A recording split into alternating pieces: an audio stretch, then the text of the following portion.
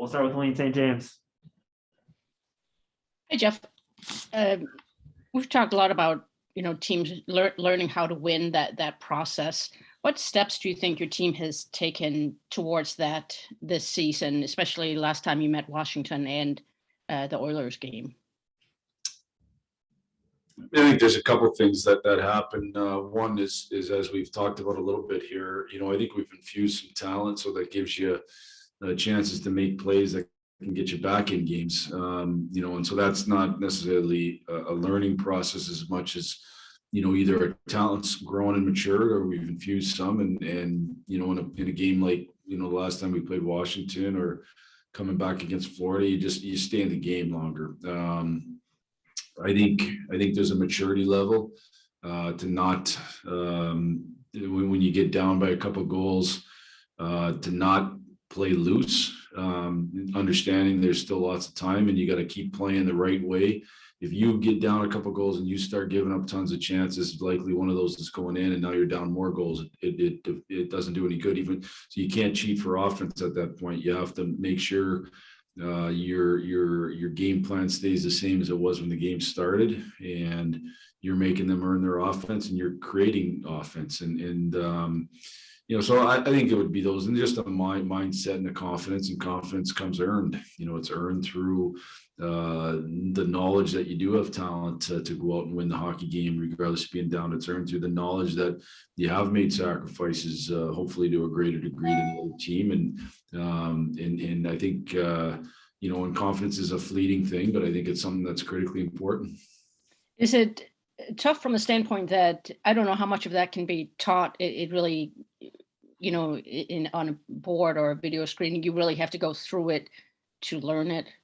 Yeah, 100%. Yeah, I think even our go-to guys on our hockey team are a lot of them young, or I guess in the world of the NHL, middle-aged at best, and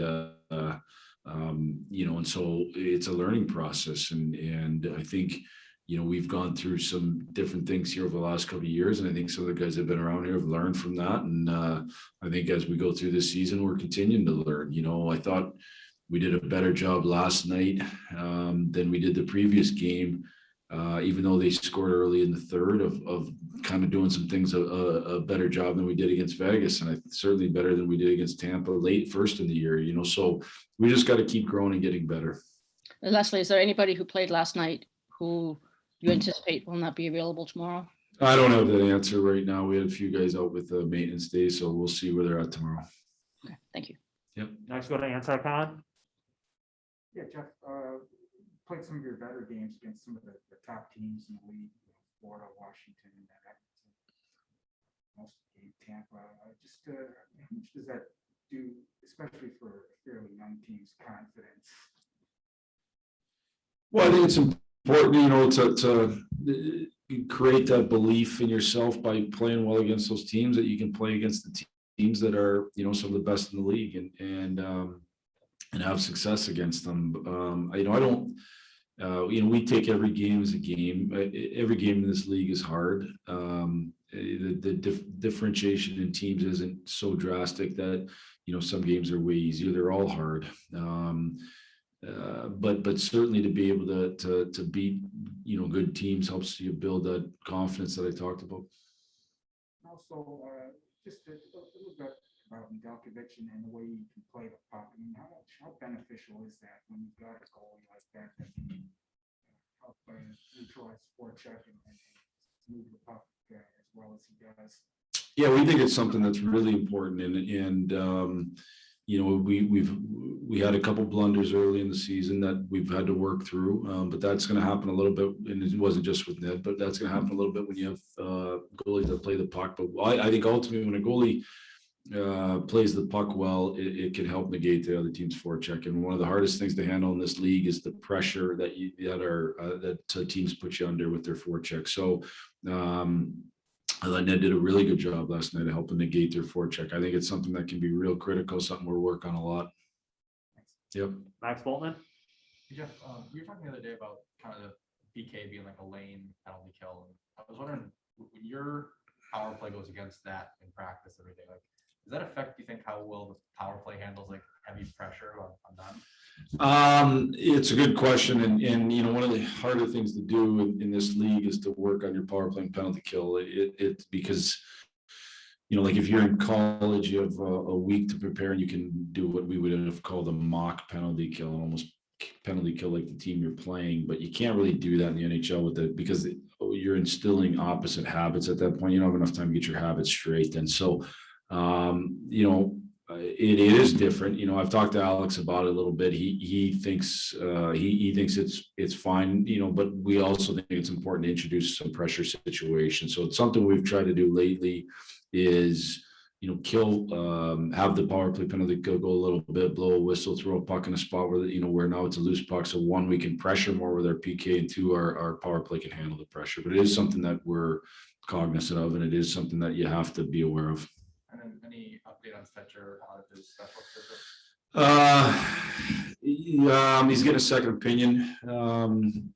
He's got, you know, he's probably got a few different choices he can make, and so we'll see where it goes. I don't have any full update. He's getting looked at again today. Charlie Johnston, Vladislav Nemesnikov has scored 7 goals in just 14 games. Last season, 8 goals. What have you seen improve in his game for him to already have almost met the goals that he scored last season? You know, I think I read that he talked about he worked really hard this summer at it, and it is something that him and I met about at the end of the year last year. That, you know, I think I'd made mention earlier. I think I want to get this stat right, but like over the last 4 years, he's expected goals compared to his goals were like, I want to say 4 less a year or something like that. Like that's a lot of goals, or maybe it was 2 less a year, whatever it was below what you know his expected goal output should have been. And so I think he went to work hard to work on his shot, to work on the ways that I mean, there's more than just a shot that can allow you to score more goals. And I know he spent a lot of time this summer doing that. He was working with a skills coach in the area here, actually, with I think DeBrincat, and I think Osterley was in that mix. And so I know he's worked hard at it, and it's paying off right now for him. Ted Colton, Well, on those lines too, Jeff, I mean, I remember over the weekend you said you guys can't be a one-line team. I mean, and since then, and we've seen people contribute, you know, secondary scoring, whatever you want to call it. How important is that going to be down the line? And you must feel pretty confident that you guys can produce offense throughout the lineup, I guess.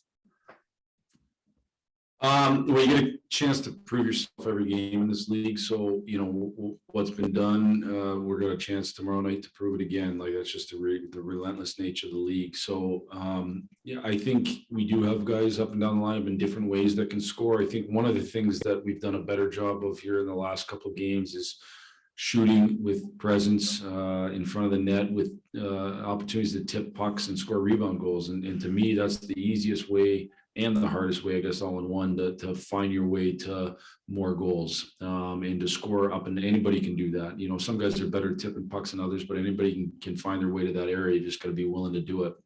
And you guys weren't, you guys weren't doing that during that losing streak, were you? I kind of remember you, yeah. You know, not to the degree, certainly I don't think we've done it enough, you know, and I think it's something we've done better the last few games for sure. Part of that is I think our D have done a better job shooting pucks. I actually thought we got away from it in the second period there last game. I thought we, you know, especially in the shift where they scored at the end of the second there, I actually thought we had opportunities to shoot pucks that we didn't. But we've scored a number of tip rebound goals. I mean, on that play that Vladdy scored his second goal, you know, it's a great pass out to the top by Ernie with the one hand, but then it's a tip by Rass. You know, I think Hronik does a good job getting the puck in, tip by Rass, and a rebound goal, and that's the way I think we can make sure that our scoring is consistent, and that's the way an individual player can make sure his scoring is consistent. You know, year in and year out, you're going to have years where you shoot really hot and years where you don't, and the one way you can stay consistent is to score dirty. The Suter line, I mean, they've had their moments, but if they could consistently get on the score, at least somewhat consistently get on the score sheet, how big would that be for you guys to have like two threats basically like that, 2 lines that could be really impactful that way. Yeah, I think it's, I mean, I love the four impactful lines in their own way. And certainly they're a line that has offensive ability, and they've created a lot of chances here. And I mean, they had some real chances last night. I thought, I think Suter's played excellent here the last couple of games. I think so has Z and Fabs, so they're a line that we think can be a line that can create lots. And I think they're starting to really develop chemistry, as obviously we went through a stretch there where, the lines got mixed up a little bit. Now we're on a stretch where I'm hoping we can keep lines together and they can get some chemistry going. Thanks for this, Jeff. Sorry to cut you in. I think it froze there for a second. That's the problem with Zoom. Last question, Mike Morreale. Good afternoon, Blash. Good afternoon. Going off the board a bit here, but knowing the relationship you have with Isles defenseman Andy Green as a player you worked with in college, I was just hoping to get your thoughts on Andy being 2 games from 1,000 in the NHL, and if you ever thought that a possibility when you coached him at Miami. It's a good question. Andy's one of my, a good friend of mine, actually. We've known each other a long time. I get a chance to see him in the summer in Traverse City at different points. He's an awesome person, awesome family. He's been a really, really good player for a long time in the NHL, really good player, and probably really underrated, to be honest with you. He's not super flashy, but if you go back and look at his impact on games for a long time, including this year and last year in the playoffs, he's had real positive impacts. He was an instant, really good player in college hockey for us at Miami. He made our program way better in a hurry and probably had his biggest significant impact in that program going from good to great during that stretch as anybody, because he was one of the best players in the country, without a shadow of a doubt. But you'd go to practice and you wouldn't know it in 2 ways. You wouldn't know it because he's not a big ego guy at all, and you wouldn't know it because he was one of the hardest working guys on the ice. It wasn't like he felt he was entitled to just go out and have success. And when you have your best player that works that hard, that's selfless, that isn't a big ego guy, you get a chance to build something special. And we did there at Miami, and we did in large part because of a huge part because of Andy Green. So, did I think he'd get to 1,000 games? I would say that I would never bet against him. He's just he's a really, really, he's got great mental toughness. Things don't bother him. And so those are the type of people that find a way to persevere and excel. And it doesn't surprise me. He's got a great family. I'm really, really excited for him. He's had a heck of a career. And I think he's still a real good player in the league. Appreciate that, Blash. Thanks. Yep. All right, that's all for us today. Thanks everyone for